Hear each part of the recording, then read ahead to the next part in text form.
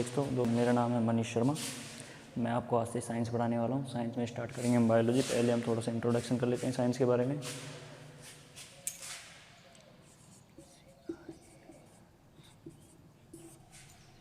Science इसको बोलते हैं विज्ञान। विज्ञान को हम दो भागों में तोड़े तो बनता है वी प्लस ज्ञान। वी का मतलब होता है विशिष्ट, ज्ञान का मतलब होता है ज्ञान। ज्ञान उसे कहते हैं जो हमें ज्ञानेंद्रियों से प्राप्त अनुभव होता है। ज्ञानेंद्रिय होती हैं आँख, नाक, कान, जीभ, ये हमारी ज्ञानेंद्रिय होती है। इनसे जो प्राप्त हमें अनुभव होता है उसको क्या बोलते हैं? ज्ञान। और जो विशिष्ट प्रकार का ज्ञान होता है उसे क्या बोलते हैं? विज्ञान। यदि हम इसकी न्यूनतम परिभाषा देखें तो वो होती है विशिष्ट एवं क्रमबद्ध ज्ञान को विज्ञान कहते हैं। मुख्य रूप से साइंस की 3 शाखाएं होती हैं। वैसे बहुत सारी शाखाएं होती हैं, लेकिन मुख्य रूप से हमारे पास 3 शाखाएं हैं जिनको हमें अध्ययन करना है।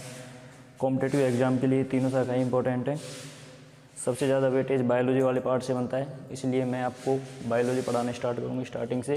फिजिक्स आपको अजय सर पढ़ा रहे हैं, उन्होंने एक क्लास डाल भी दी है आपकी।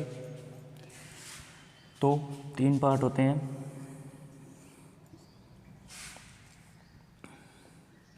बायोलॉजी, केमिस्ट्री, एक है आपकी फिजिक्स। मैं आपको पढ़ाने वाला हूँ बायोलॉजी।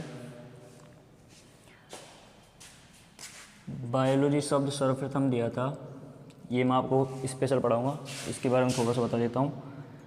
केमिस्ट्री की खोज करता है या जनक माना जाता है लेवाइसिए को।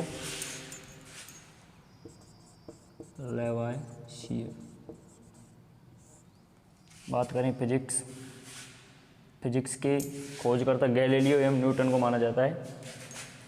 गैलीलियो व न्यूटन।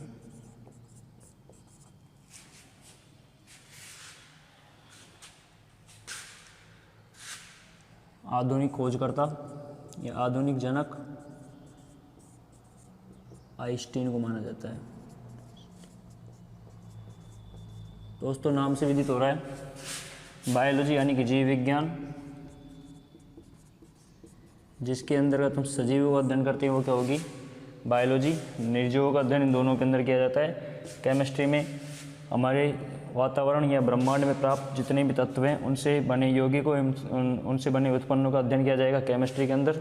फिजिक्स में द्रव एवं ऊर्जाओं का अंतर संबंध का अध्ययन किया जाता है, उसको बोलते हैं फिजिक्स। तो ज़्यादा समय नहीं लेते हुए स्टार्ट करता हूँ बायोलॉजी से।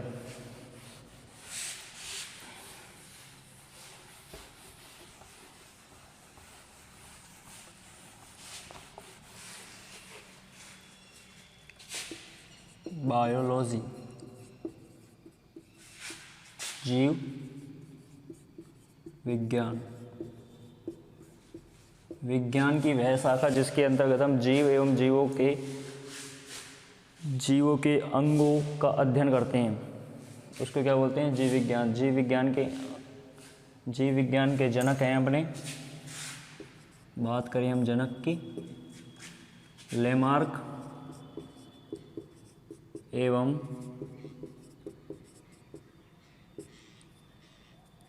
टेरनी।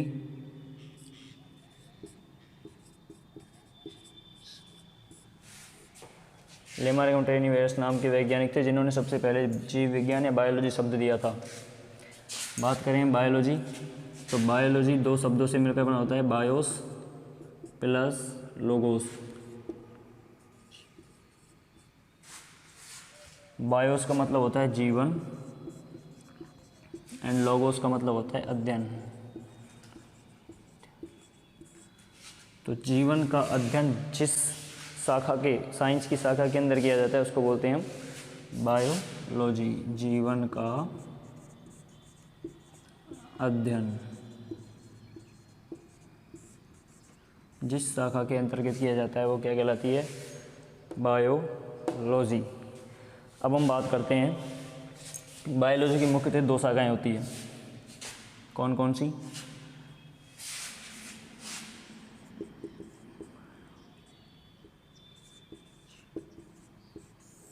एक होती है अपनी जूलॉजी,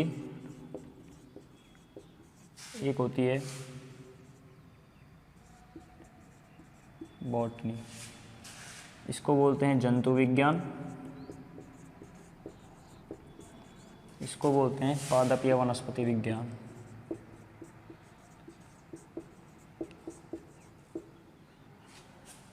इन दोनों का मेन डिफरेंस ये होता है, ये जो बॉटनी में जो आते हैं वो होते हैं अधिकतर स्वयंपोषी, स्वयंपोषी, इनको बोलते हैं ऑटोट्रॉप।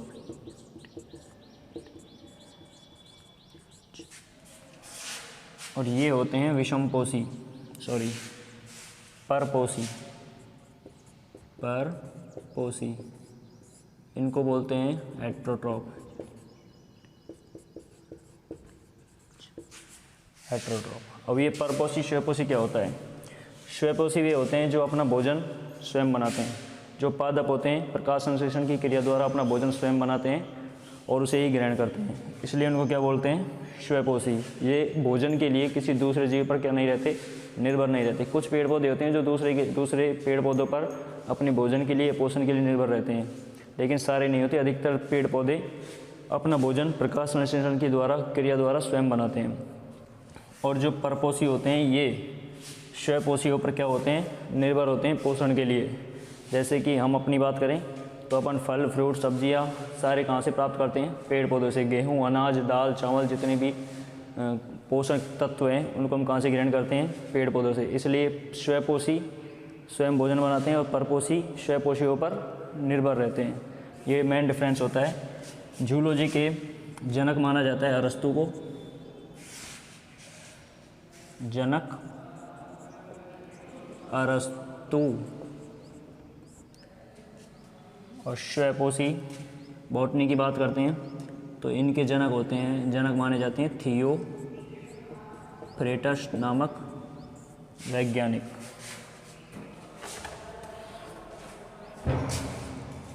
थियोफ्रेटस नामक वैज्ञानिक। तो बायोलॉजी, जीव विज्ञान, जीवों का अध्ययन जिसके अंदर किया जाता है वो बायोलॉजी है। बायोस प्लस लोगोस से बना होता है। जीवन, बायोस का अर्थ होता है जीवन, लोगोस का अर्थ होता है अध्ययन।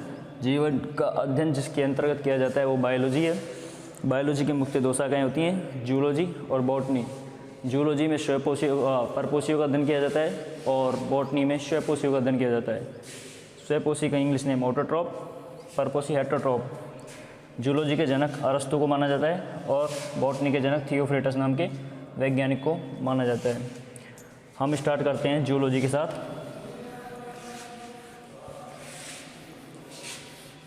अब अपने सामने एक बात आती है, दो बातें होती हैं, सजीव और निर्जीव। सजीव व निर्जीव। मैंने आपको बताया था अभी, फिजिक्स और केमिस्ट्री में निर्जीवों का अध्ययन किया जाता है, बायोलॉजी में सजीवों का अध्ययन किया जाता है। अब सजीव वो जिसके अंदर क्या होता है? जीवन। सजीव वो होता है जिसके अंदर क्या होता है? जीवन। और निर्जीव वो जिसके अंदर जीवन नहीं पाया जाता। यदि हम बात करें जीवन क्या है, जीवन क्या है, तो द्रव्य एवं ऊर्जाओं की क्रिया के फलस्वरूप जो प्राप्त होता है वो क्या है? जीवन। जैसे कि मैं समझाने की कोशिश करता हूँ आपको। जीवन की उत्पत्ति के बारे में बहुत से सिद्धांत प्रचलित हैं, लेकिन मैं एक इम्पोर्टेंट सिद्धांत आपको बताने वाला हूँ, कीमोसिंथेसिस थ्योरी। नाम नहीं सुना होगा तो सुन लीजिए। एक वैज्ञानिक वे थे ओपेरियन। इन्होंने एक थ्योरी दी थी कीमोसिंथेसिस,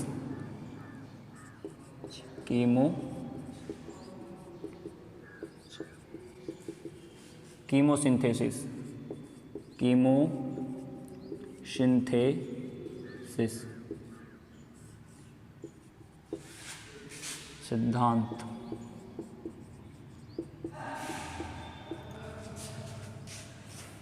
गिवन बाय ओपेरियन नामक साइंटिस्ट ने ये कीमोसिंथेसिस सिद्धांत दिया था। तो दोस्तों इनके अनुसार इनका कहना है कि जो प्राचीन काल है, मतलब करोड़ों वर्ष पहले की बात है, तो इस ब्रह्मांड में कुछ भी नहीं था। इस ब्रह्मांड में उन्होंने 3 तत्वों की वो बताई थी कि ये 3 तत्व मुख्य रूप से पाए जाते थे। तो इनके अनुसार प्राचीन समय में, प्राचीन वातावरण में 3 तत्व बताए थे मुख्य रूप से, कार्बन, हाइड्रोजन और नाइट्रोजन, एक और था ऑक्सीजन, 4 तत्व बताए थे। CHNO इसको बोलते हैं कार्बन, इसका फुल नेम हाइड्रोजन, ये नाइट्रोजन, ये ऑक्सीजन। ये इसके प्रतीक चिन्ह होते हैं, केमिस्ट्री में आप पढ़ोगे। कार्बन का प्रतीक चिन्ह होता है C, इसका H, हाइड्रोजन का, नाइट्रोजन का N, ऑक्सीजन का O। अब इनका कहना है कि ये आपस में कुछ समय बाद संगठित होने लगे। कुछ समय बाद संगठित होने वाले तो कार्बन और हाइड्रोजन मिलकर बन गया CH4 यानी कि मैथेन। H और ऑक्सीजन मिलकर बन गया जल, H2O, जल। और बनता है NH3, नाइट्रोजन और हाइड्रोजन मिलके NH3 यानी कि अमोनिया। ये हम बात करें तो इससे कैसे सिद्ध होता है कि जीवन की उत्पत्ति इनसे हुई है। हमें पीने के लिए, यानी कि जल ही जीवन है, आपने नाम सुना होगा, जल ही जीवन है। तो जल की आवश्यकता होती है जीवन के लिए। एक CH4 यानी हाइड्रोकार्बन, CH4 मतलब खाली CH4 न समझे, हाइड्रोकार्बन की खोज, मतलब हाइड्रोकार्बन बन चुके थे। हाइड्रोकार्बन अपन जो कार्बोहाइड्रेट, प्रोटीन वगैरह लेते हैं, इनके अंदर हाइड्रोकार्बन उपस्थित होते हैं। तो पोषण की आवश्यकता कहाँ से पूरी हुई? यहाँ से। अमोनिया, वो इससे जो पेड़ पौधे होते हैं जो अधिकतर नाइट्रोजन गैस का उपयोग अपने पोषण में करते हैं, तो इसलिए प्लांट्स का निर्माण इनसे हो गया। तो जीवन की उत्पत्ति के बारे में इन्होंने कहा था कि ये इनके संगठित होने से जीवन की उत्पत्ति हुई। सबसे पहले जीवाणु, विषाणु ऐसे बताए थे इन्होंने। जीवाणुओं के प्रोटोजोआ या ब्रायोफाइटा, जो आप आगे पढ़ोगे प्लांट किंगडम में, प्लांट्स के बारे में पढ़ोगे, और जंतु किंगडम में उसके बारे में पढ़ोगे, कौन से जीव पहले पैदा हुए थे, कौन से बाद में। ये अपने वातावरण के अनुसार इन्होंने अपनी जो बोलते हैं ना आवश्यकता, वो आविष्कार आवश्यकताओं की जननी है। तो धीरे धीरे आविष्कार होते गए और पता चलता गया कि कैसे इनके बारे में खोज हुई। तो कीमोसिंथेसिस सिद्धांत दिया था ओपेरियन ने। प्राचीन वातावरण में CHNO 4 तत्व मौजूद थे। ये चारों तत्व आपस में संगठित होकर बन जाते हैं CH4, H2O, NH3। इन्हीं से जीवन की उत्पत्ति मानी जाती है। अब हम बात करें, ये हुआ आपका सिद्धांत जीवन की उत्पत्ति कैसे हुई। अब हम बात करते हैं सजीव की सबसे छोटी इकाई कौन सी होती है। सजीव की सबसे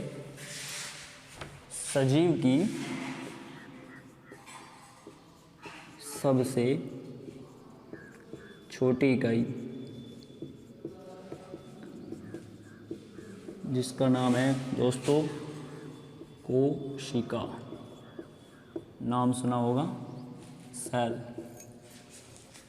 सजीव की सबसे छोटी इकाई होती है कोशिका। जो पूरा शरीर, हम जो अपने आसपास के वातावरण में जितने भी सजीव देखते हैं, पेड़ पौधे से लेकर जीव जंतु जितने भी हैं, हम और आप भी एक छोटी सी चीज़ या कोशिका से मिलकर बने होते हैं। मनुष्य के शरीर में लगभग 50 ट्रिलियन कोशिकाएं पाई जाती हैं। तो दोस्तों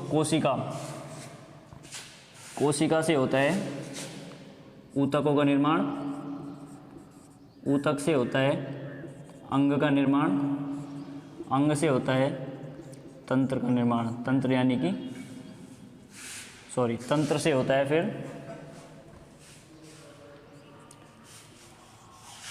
तंत्र से होता है बॉडी यानी कि शरीर का निर्माण।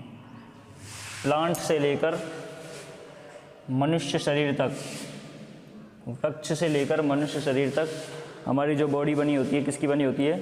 सेल यानी कि कोशिका की बनी होती है। कोशिकाओं से ऊतकों का निर्माण होता है, ऊतक से फिर अंगों का निर्माण होता है, अंग से सिस्टम यानी कि तंत्र का निर्माण होता है। आपने सुना होगा श्वसन तंत्र, पाचन तंत्र, जनन तंत्र, तो तंत्र का निर्माण होता है और पूरे तंत्रों से मिलकर हमारी बॉडी बनी होती है शरीर, जिसको हम बोलते हैं। और शरीर मिलकर क्या बनाते हैं आगे जाके? समुदाय यानी कि कम्युनिटी, जो एक मनुष्य पूरा समुदाय है। अब बात करते हैं कोशिका क्या चीज़ है। कोशिका, कोशिका हम स्टार्ट करेंगे चैप्टर कोशिका से ही। कोशिका से, सेल से। शरीर की सबसे पहली बात तो शरीर की सबसे छोटी इकाई, सबसे छोटी इकाई। दूसरी शरीर की आधारभूत इकाई क्या है? कोशिका। क्रियात्मक इकाई क्या है? कोशिका। संरचनात्मक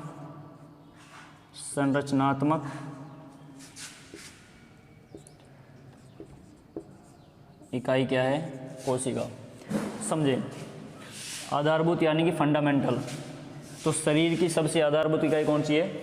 कोशिका होती है, क्योंकि ये बेस होता है अपने शरीर को बनाने का, इसलिए आधारभूत इकाई बोला जाता है इसको, कोशिका को। बात करें क्रियात्मक की, प्रत्येक कोशिका की विशिष्ट कार्य करने की क्षमता होती है, इसलिए शरीर की कार्यात्मक इकाई क्या होती है? कोशिका। जैसे कि हम बात करें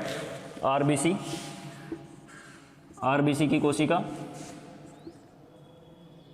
आरबीसी की कोशिका का काम क्या होता है? जो ब्लड होता है उसके अंदर आरबीसी पाई जाती है, यह ऑक्सीजन को एक स्थान से दूसरे स्थान से ले जाने का कार्य करती है। तो इसका कार्य अलग हुआ। बात करें न्यूरॉन सेल, न्यूरॉन सेल, इनका कार्य होता है संवेदनाओं को आगे प्रेषित करना। वो तंत्रिका तंत्र में आएगा ये पार्ट। वो आपने एक उदाहरण सुना होगा, सुई को चुभने से हमारे मस्तिष्क तक संवेदनाएं पहुंचती है और हमें अनुभव होता है कि हमारे यहाँ सुई चुभी है। तो इसका कार्य क्या होता है? अलग होता है। हम बात करें संरचनात्मक इकाई, तो संरचनात्मक कैसे इकाई है ये? आरबीसी की संरचना, प्रत्येक कोशिका की एक विशिष्ट संरचना होती है। आरबीसी की संरचना होती है तस्तरीनुमा। न्यूरॉन की संरचना कुछ इस प्रकार होती है।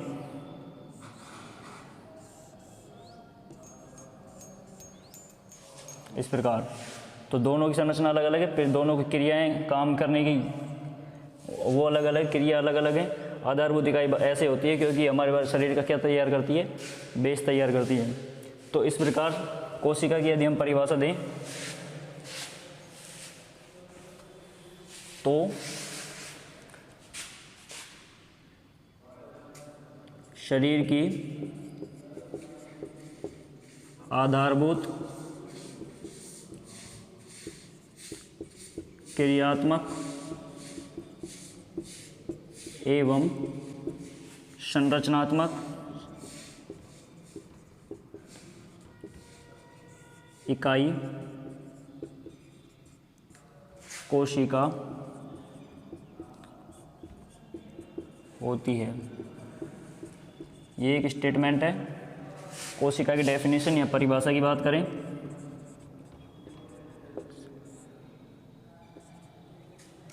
तो इसकी परिभाषा है पारगम्य झिल्ली से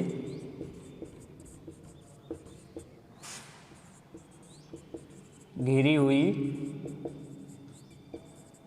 वह आकृति जो बिना किसी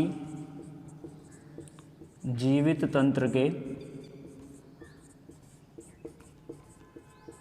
तंत्र के स्वतः जनन करने में सक्षम हो। परिभाषा सोचना समझना। पारगम्य झिल्ली किसे कहते हैं? पारगम्य झिल्ली उसे कहते हैं जो चयनित पदार्थों को अपने अंदर आने देती है और अपने अंदर से बाहर जाने देती है। सिर्फ चयनित पदार्थों को, हर किसी को अंदर आने नहीं देती है, हर किसी को अंदर से बाहर नहीं जाने देती है। पोषक पदार्थों को अंदर ही रखती है और पोषक पदार्थों को ही ग्रहण करती है। तो पारगम्य झिल्ली से घिरी हुई वह आकृति जो बिना किसी जीवित तंत्र के स्वतः, बिना किसी जीवित तंत्र के यानी कि किसी दूसरी जीवित कोशिका की इसकी आवश्यकता नहीं होती है, स्वतः यानी कि स्वयं जनन कर सकती है। आपने देखा होगा यूकैरियोटिक कोशिकाएं, मैं बताऊंगा प्रोकैरियोटिक यूकैरियोटिक क्या होती हैं। यूकैरियोटिक कोशिका में जो जीवाणु होते हैं वो स्वतः एक कोशिका होती है स्पेशल, वो एक कोशिकाएं बहुत सारी कोशिकाओं का निर्माण कर अनेक जीवाणुओं का निर्माण कर लेती हैं। इसलिए बोला है कि ये बिना किसी जीवित तंत्र के स्वतः जनन करने में सक्षम होती है। इसलिए कोशिका शरीर की आधारभूत क्रियात्मक संरचनात्मक इकाई होती है और ये बिना किसी जीवित तंत्र के स्वतः जनन करने में सक्षम होती है। हम बात करें कोशिका की खोज किसने की? कोशिका की खोज, डिस्कवरी ऑफ सेल। तो कोशिका की खोज सबको पता होता है। कोशिका की खोज रॉबर्ट हुक नामक वैज्ञानिक ने की थी। वैज्ञानिक ने की थी। इन्होंने कोशिका की खोज जो पेड़ की छालें होती हैं जिसको कॉर्क बोलते हैं उसके अंदर की थी। 1618 में गैलीलियो ने माइक्रोस्कोप की खोज की थी। माइक्रोस्कोप की खोज के बाद ही कोशिका की खोज संभव थी, क्योंकि बिना माइक्रोस्कोप की कोशिका को देखना असंभव है। इसलिए गैलीलियो की खोज के बाद रॉबर्ट हुक ने माइक्रोस्कोप की सहायता से कोशिका सबसे पहले कॉर्क में देखी थी, कॉर्क में। और कॉर्क की कैसी कोशिकाएं होती हैं? मृत कोशिकाएं। तो इनको कुछ इस प्रकार कोशिकाएं दिखाई दी।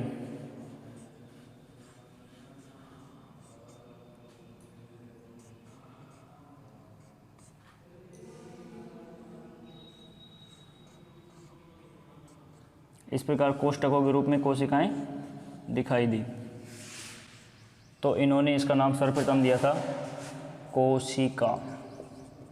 इन आकृतियों, इन कोष्ठों को नाम दिया था कोशिका। किसने? रॉबर्ट हुक नामक वैज्ञानिक ने। अब बात करते हैं जीवित कोशिकाओं में इसको किसने देखा?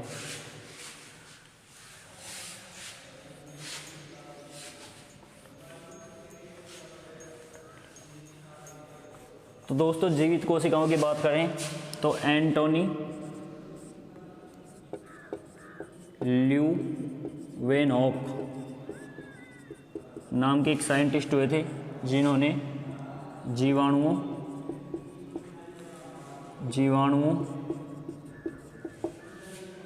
शुक्राणुओं आदि में स्वनिर्मित, इनका खुद का स्कोप था, स्वनिर्मित स्कोप, माइक्रोस्कोप के द्वारा सर्वप्रथम जीवित कोशिकाओं को देखा था। एंटोनी ल्यूवेनहॉक। तो डिस्कवरी की बात हुई है। अब हम बात करें कोशिका सिद्धांत।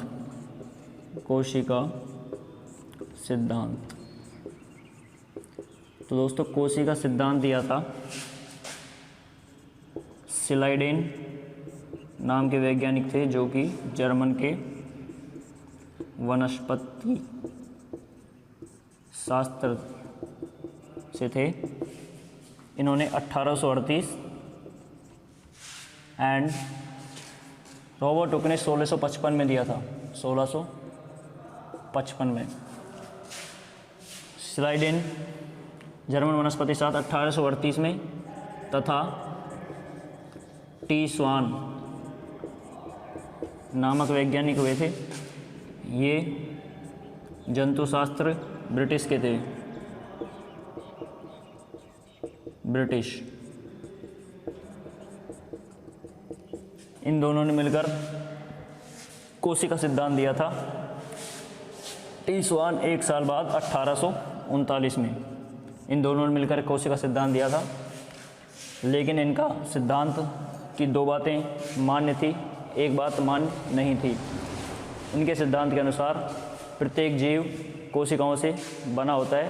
कोशिकाएं शरीर की संरचनात्मक एवं क्रियात्मक एवं आधारभूत इकाई होती है। और इन्होंने तीसरी बात बोली थी, कोशिकाओं दूसरी कोशिकाओं का निर्माण क्रिस्टलन के रूप में करती हैं, क्रिस्टलन के रूप में करती हैं। यह सिद्धांत इसलिए मान्य नहीं हुआ क्योंकि इन्होंने ये लास्ट वाली बात गलत बोली थी कि ये क्रिस्टलन के रूप में क्रिस्टलन के रूप में नई कोशिकाओं को जन्म देती हैं, लेकिन ऐसा नहीं है। इसी के बाद एक साइंटिस्ट हुए थे विर्चोव। कौन से? विर्चोव। 1674। इन्होंने तीसरी बात बताई थी। तो इन तीनों को मिलाकर एक सिद्धांत प्रतिपादित किया था, जिसके अनुसार प्रत्येक जीव एक कोशिका से बना होता है। कोशिका शरीर की संरचनात्मक क्रियात्मक इकाई होती है जो जैविक क्रियाओं एवं उपापचय क्रियाओं को करने में सक्षम होती है। तीसरी बात बताई थी, प्रत्येक नई कोशिका का निर्माण पुरानी कोशिकाओं से मिलकर बना होता है। यह सिद्धांत इन्होंने प्रतिपादित किया था। और सारे सिद्धांतों को मिलाकर ये निचोड़ था कोशिका सिद्धांत। एक बार फिर बोल देता हूँ, कोशिका सिद्धांत क्या था? प्रत्येक जीव कोशिकाओं का बना होता है और प्रत्येक जीव कोशिकाओं का बना होता है। जीव की संरचनात्मक क्रियात्मक एवं आधारभूत इकाई होती है। और जो नई कोशिकाएं होती हैं वो पुरानी कोशिकाओं से बनी होती हैं या व्युत्पन्न होती हैं। ये था कोशिका सिद्धांत। अब बात करते हैं हम कोशिका संरचना की, जो हमें पढ़नी है। कोशिका संरचना।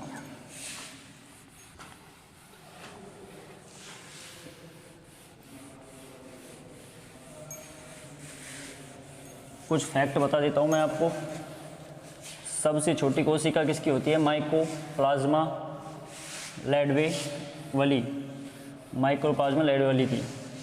सबसे बड़ी कोशिका होती है शुतुरमुर्ग के अंडे की। ये मैं आपको हैंड रिटन नोट्स दूंगा, उसके अंदर कुछ फैक्ट्स भी है इसमें आपको मिलेंगे।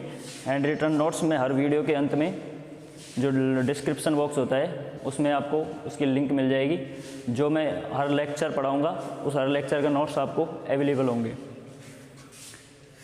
अब हम बात करते हैं कोशिका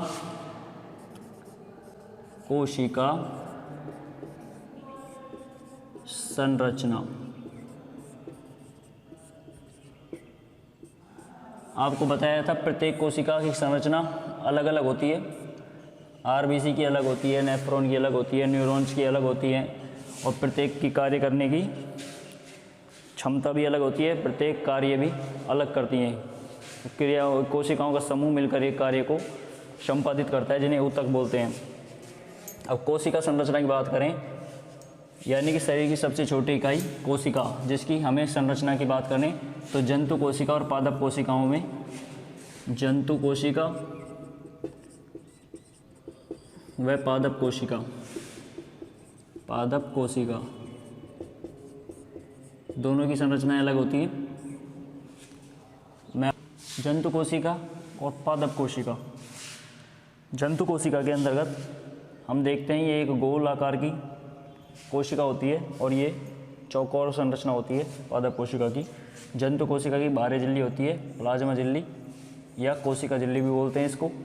इसका ये अर्धपारगम्य झिल्ली होती है। अर्धपारगम झिल्ली का मतलब ये उन्हीं वस्तुओं को आने देती है, उन्हीं पोषक पदार्थों को आने देती है जिनकी कोशिकाओं को आवश्यकता होती है, और उन्हीं अपशिष्ट पदार्थों को बाहर जाने देती है जो कोशिका के लिए आवश्यक नहीं होते हैं। और ये प्लाज्मा झिल्ली ही कोशिका के आकार को नियंत्रित करती है।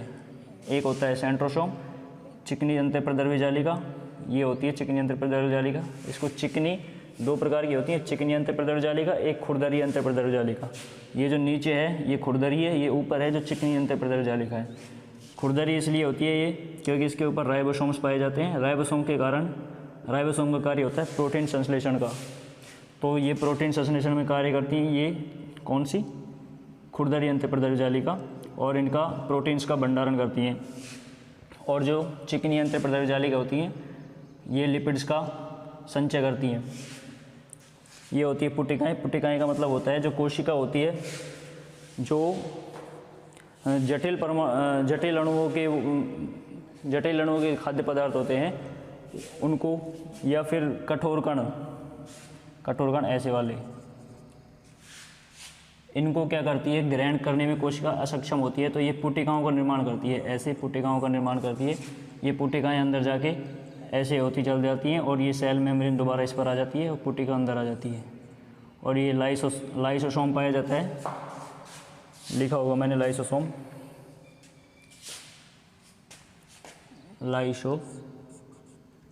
ऐसे गोलाकार संरचनाएं होती हैं लाइसोसोम की।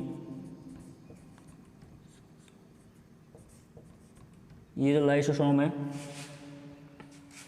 ये जो पुटिकाएं बनती हैं इनको पचा जाते हैं। लाइसोसोम में एक पाचककारी एंजाइम पाए जाते हैं, ये इसको पचा जाते हैं और जो पोषक पदार्थ होता है वो कोशिका द्रव में फैल जाता है। ये होता है कोशिका द्रव। ऐसे इसमें पूरे जिसके अंदर सारे कोशिका अंग पाए जाते हैं वो क्या है, कोशिका द्रव। और कोशिका द्रव ही क्या होता है, जीवन का भौतिक आधार। यदि पूछे आपसे जीवन का भौतिक आधार क्या है तो साइटोप्लाज्म यानी कि कोशिका द्रव्य।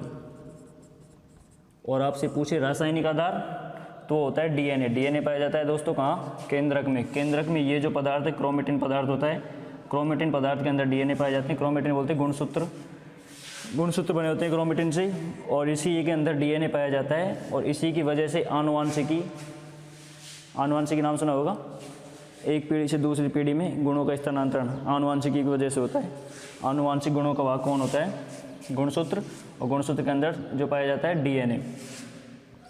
तो ये जो केंद्रक होता है ये मेन पार्ट होता है जो पूरे कोशिका अंगों का हेड होता है। जैसे कि हमारे पूरे शरीर का हेड क्या है, मस्तिष्क, तो उसी प्रकार केंद्रक कोशिका क्या होता है, हेड होता है। ये होती है माइटोकॉन्ड्रिया। माइटोकॉन्ड्रिया को ऊर्जा का शक्ति गृह कहा जाता है क्योंकि इससे एटीपी के रूप में हमें क्या प्राप्त होती है, ऊर्जा प्राप्त होती है।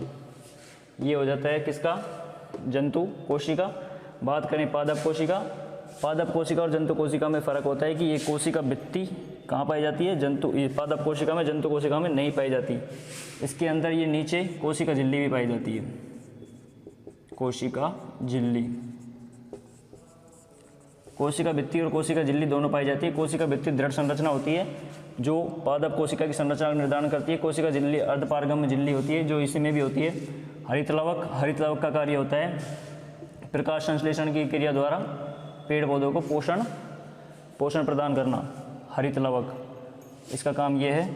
अंतःप्रदर जालिका, चिकनी अंतःप्रदर जालिका, खुरदरी अंतःप्रदर दोनों पाई जाती हैं। एक होती है रिक्तिकाएँ। रिक्तिकाओं में क्या, ये जो पेड़ पौधे की कोशिकाएं होती है इसमें रिक्तिकाएँ पाई जाती हैं। रिक्तिकाएँ जंतु कोशिका में पाई जाती हैं लेकिन इतनी विकसित नहीं होती जितने की पेड़ पौधों में होती हैं क्योंकि इनमें सेलुलोज का भंडारण होता है। माइटोकॉन्ड्रिया का वही काम है, ऊर्जा का शक्ति गृह। राइबोसोम की बात करें हम, राइबोसोम का कार्य होता है प्रोटीन संश्लेषण का। राइबोसोम दो प्रकार के होते हैं, 70S और 80S। आगे विस्तृत जानकारी करेंगे इसके बारे में हम। सारे कोशिकांगों के बारे में दोबारा से आपको एक एक करके पढ़ाया जाएगा। ये आपके सामने एक नॉर्मल संरचना है, इसके बाद प्रत्येक संरचना को अलग बनाकर आपको पढ़ाया जाएगा। तो दोस्तों ये वीडियो आपको पसंद आए तो इसको लाइक करें और सरकारी ट्यूब चैनल को शेयर करना ना भूलें ताकि और लोगों के पास भी ये वीडियो पहुँचे। धन्यवाद सब।